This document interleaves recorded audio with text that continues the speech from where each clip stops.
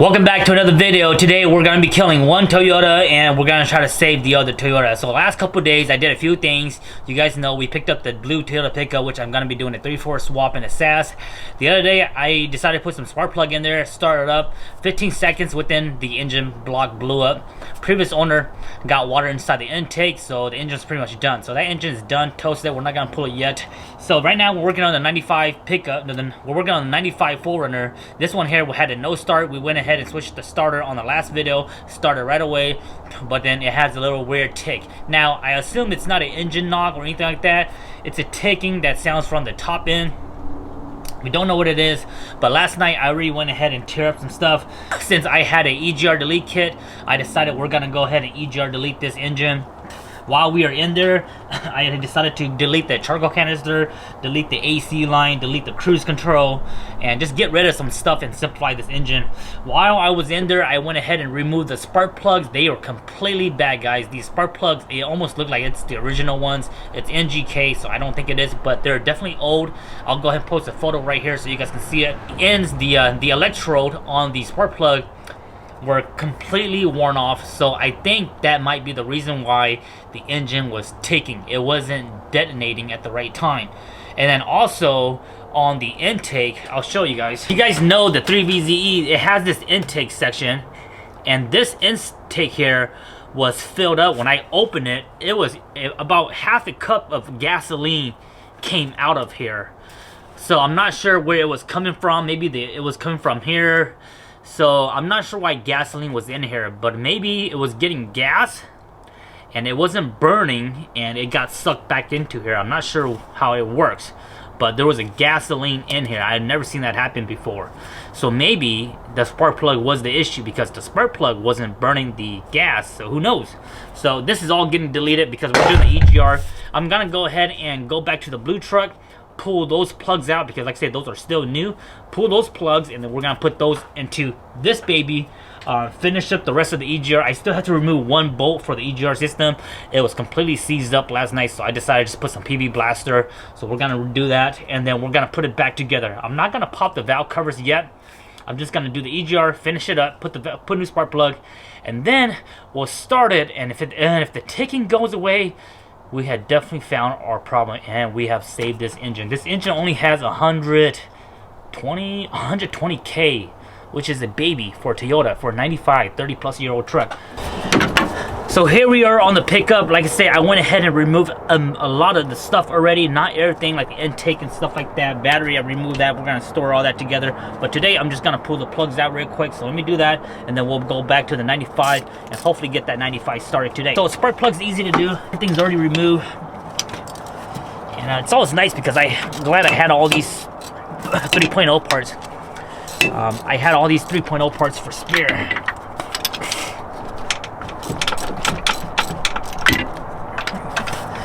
3.0 is not the funnest engine to work on, but if you do a few things to it, it makes it really a good engine to work on. Like if you're gonna keep this engine, you gotta do that. It's best to do that EGR delete. You delete so much stuff, and it just makes the engine base so much more cleaner, more enjoyable to clean with or to work with.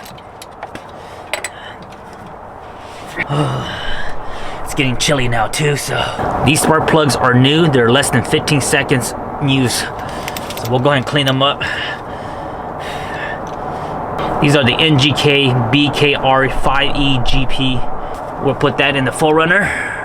Back up the 4RUNNER now. Let's make sure I clean all the plugs off and make sure they're nice and clean. So slap these on real quick.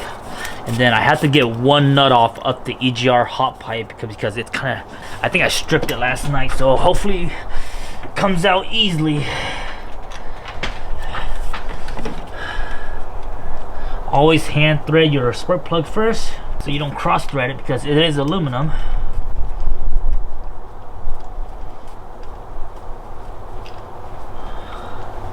This motor is still really good. That's why I kind of want to save it. It has very low miles. It's not super leaky. It has like a rear main seal leak, but that's about it. It's really clean. and I think it's gonna run good after this. If it is the spark plug that's causing that loud tick, at least I'll learn something from it. I got all the spark plugs in, and then I was trying to remove this last EGR pipe. One of the nut on the bottom didn't want to remove, so I was like, screw it, I got a welder. So this pipe right here, the nut below it didn't want to move, so I just freaking closed this tube up, and I just got done welding it. Just weld it tight. And that's all you do, because really all you're trying to do is remove this pipe off so you can put the block off plate down there. But this should be good. I'm just gonna go ahead and hook up everything back together, and I think that's it. Yeah, put everything back together, hook up all the hoses. Almost finished up. Just gotta put the intake boot on, reroute all the hoses, make sure everything's plugged in, ready to go. I'm super excited. I think the culprit was definitely those spark plug guys. I just have a gut feeling that it is. If it runs good, I still need to get an air filter. The air filter was super dirty, so right now we're just running it empty. Super excited, super stoked.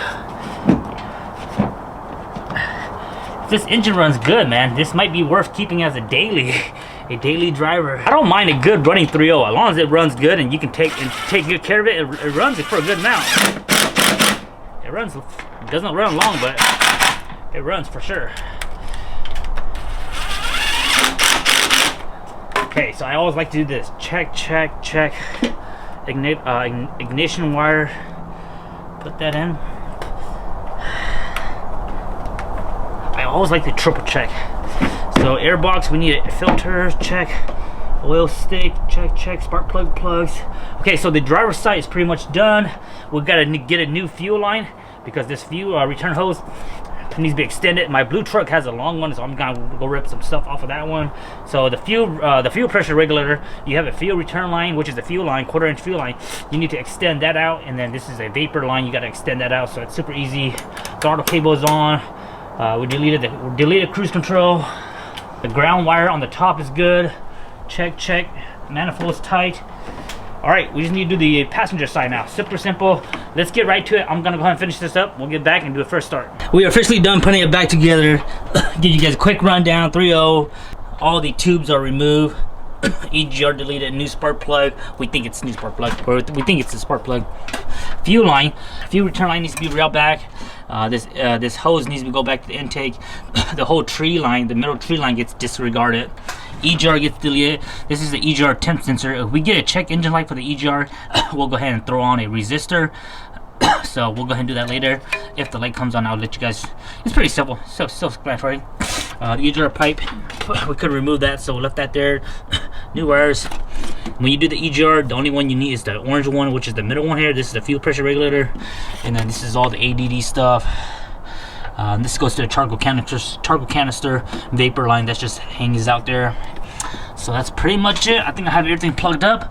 Let's go ahead and start it up, baby. Okay, let me double check. Check. All right, I think we're good. 120,477 miles for the wrecker. Clutch in. Start it.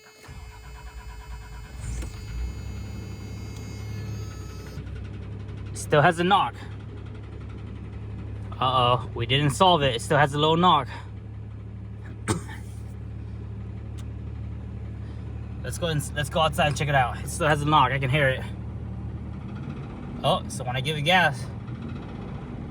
Okay, guys, we didn't solve it. It's not the spark plugs. So I can still hear that knock. It honestly sounds like it's coming from the front right here, around here.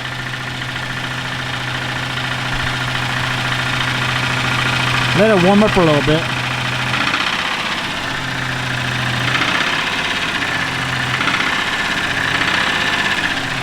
Sometimes it sounds like it's coming from this head, and then sometimes it sounds like it's coming from the driver head. So it's not this right here. Okay, so this isn't leaking, so that's good. The weld is good over here. This will get hot, so don't touch that. No vacuum leaks, so we're good on that. Alright, let's keep troubleshooting it. I'm gonna do something real quick, and I'm gonna check the timing, just make sure the timing's okay. It should be about 10 degrees at regular idling. Checking the timing's really easy. Plug your terminal to your battery so you have power, and then you plug this clip to your number one spark plug wire.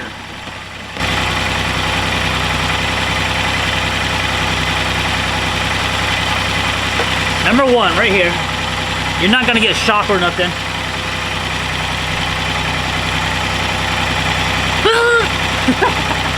And shoot it down to the crank pulley. Hey.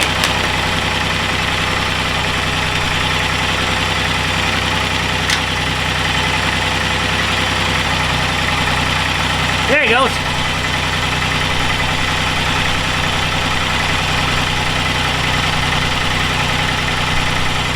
It's right about 8-9 degrees. It's very close to 10. Could use a little bit fine tuning. Let me just go ahead and adjust it just a little bit.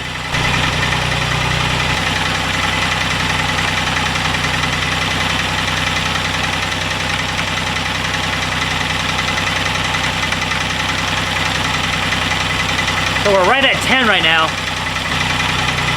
I don't think it's timing. I think something's wrong with the valve. So if I really want to, I'm not gonna do it now, but maybe next week I'll open it back up and check the valves and stuff. Well, I couldn't solve what the issue is yet. Like I say, I think it might need some valve adjustment. For the most part, I've driven it around my neighborhood here, just taking it for, like, you know, some quick spin. It runs really good. It's not like it's lacking power. And, you know, once you get it going to like 2,000 RPM, the noise it doesn't get louder. It only rattles around that idle to like maybe 1,000 RPM. But once you get up to like 2,000, I think it's really strong. So all in all, I think we're just gonna keep running it the way it is. Once I have some free time, or once I have some time, I'll go ahead and crack it open again and check the valve covers. I didn't want to do it today because we're running out of time, but since we've done the EGR now, it's easy to open the valve covers now because you just pop the intake manifold. You don't have a bunch of holes you have to mess with now, so super simple. We'll deal with that on another time. It's not super important right now. I'm gonna get my Land Cruiser ready for the weekend because we're gonna go do some off-roading. So hope you guys enjoyed today's video. See you guys next time. If you guys got any questions, anything like that, let me know in the comment section. If you guys think you guys know what it is, let me know in the comment section, because if we share our knowledge together, we all become Toyota Guru, and we become certified YouTube mechanics. See you guys on the next video. Bye bye.